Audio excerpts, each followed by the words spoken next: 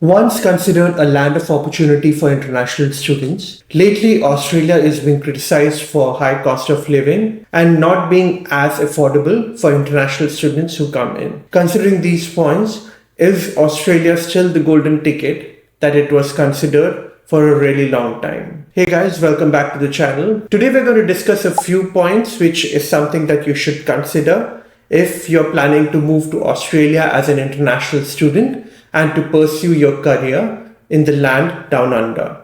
Let's discuss. Point 1, cost of living. Not unlike cost of living issues in other countries, Australia has been hit especially hard with increasing cost of living pressure. There are multiple political and economical reasons around these increasing cost of living. But the fact is, an international student, when they plan on coming to Australia and living here, other than the high education cost and the student visa fee, they would also have to consider the expenses that they would have to bear. Everything from grocery, electricity, rental, it has increased as much as 30% in past few years. Altogether, it's really tough coming here unless you have a good financial backup back in the country of your origin. For students with limited budget, not having a part-time job can also impact you. And after spending so much money, usually an international student would want to stay on and work here in order to recover those costs. But now, even those opportunities are diminishing with time. Fewer job opportunities.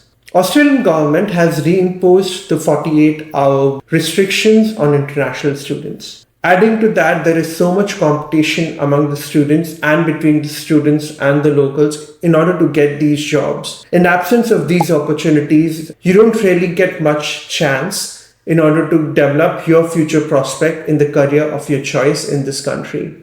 So not only does it restrict you from getting a good job opportunity in future, even your means of earning money to support yourself in the duration that you're a student has also been greatly curtailed. Stricter PR and visa policies. Now, it's not a secret that many people actually move to countries like Australia, Canada, and US to get education, then based on that education to go on to become permanent residents and citizens of these countries. It helps both the student and the countries to which these people are moving into, because there are many skills that these countries need from these highly educated students. But lately, the immigration has been so high in Australia that they have started putting in restrictions to the number of people they bring in and the number of permanent residency visas they process. So unless you're highly specialized in whatever you do and that specific skill is something that the country needs, the probability of you being able to acquire the permanent resident visa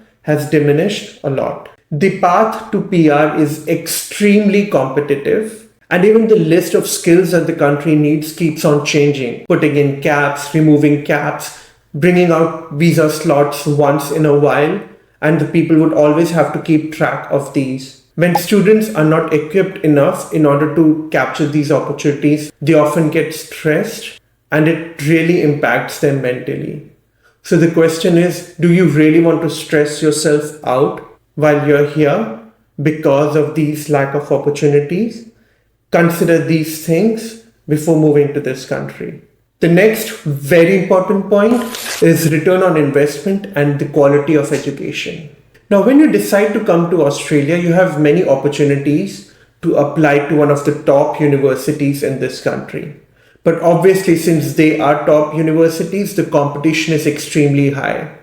So often, when students are more concerned about getting into this country instead of the quality of education that they're going to get, they could end up enrolling in universities and colleges which are not high standard. These universities which just bring in students so that they can exploit the student visa in this country. They still charge you a bomb, but still the return on investment is extremely low because the degrees from these universities and colleges is not even worth the paper that it is printed on. And that's something that you should consider. When you're moving to Australia, and you're not enrolling to the top 10 universities of this country in one of the best courses that they provide, continuing in this country would be a huge struggle. Because the quality of education you get is not up to the mark that this country needs. Now, when they're out there struggling with other competitors who are from these good universities with much better quality of education, your chances of getting through are much, much lower. And you end up doing odd jobs in the duration of work permit that you really have after you complete your education. This is really burdening the Australians and the Australian economy. The odd jobs that can be done by anyone and does not really need international students or migrants to get into. This really negatively impacts the whole idea of immigration. There is a growing social and public hostility against these international students because of this very reason, which takes me to the next point, the public hostility.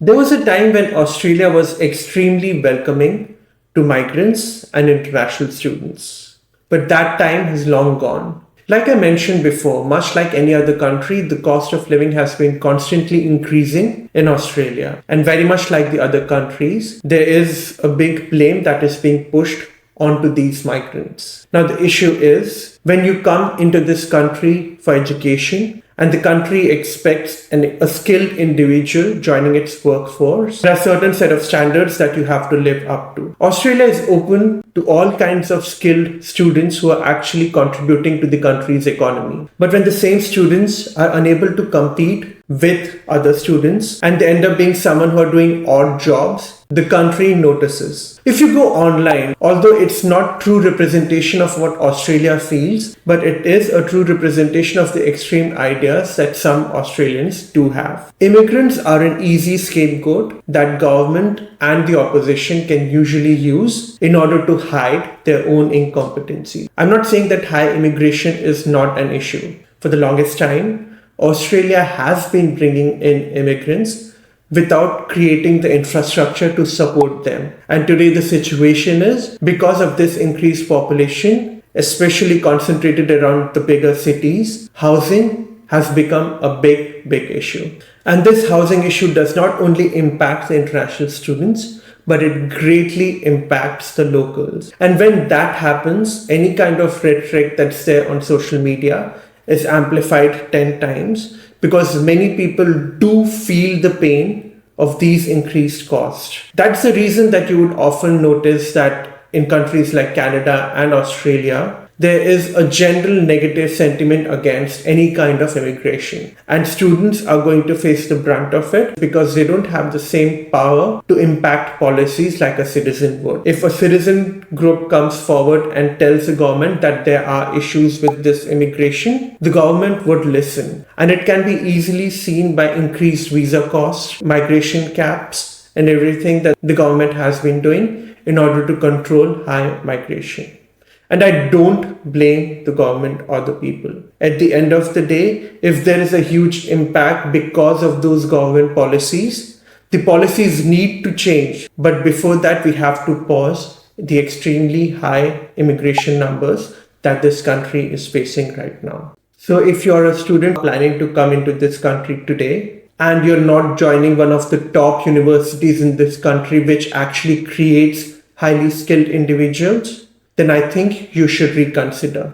Don't just enroll yourself in a university in Australia just to be able to come here and live by any means necessary, because those days are far gone. Now you have to be someone with enough financial backing and enough skills to actually compete in this market. This is something that you should remember before filing for that student visa or enrolling yourself to one of the universities in this country. To be clear, Australia is still the amazing country that it always was. I've been living here for about 6 years now, and I recently became a citizen of this country. But I did not come into this country as a student. I came on a permanent resident visa. My path to getting citizenship was way easier because of my existing skills and international experience that I had. But it won't be same for a student. I know many students who have been struggling to get their permanent residency, although they have been living here for 3 to 4 years. The struggle is real. So when you're planning to move here, just make sure that you do enough research and spend your money on quality education instead of just spending that money as means to get to Australia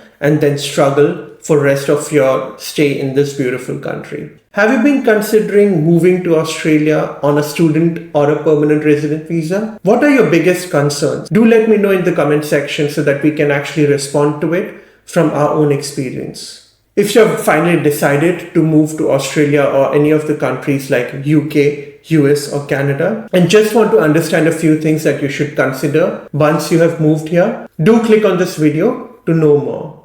If you liked this video, then do hit the like button and subscribe to this channel for more such videos that we regularly create at the Global Desis channel. Hope you have a good day. Take care.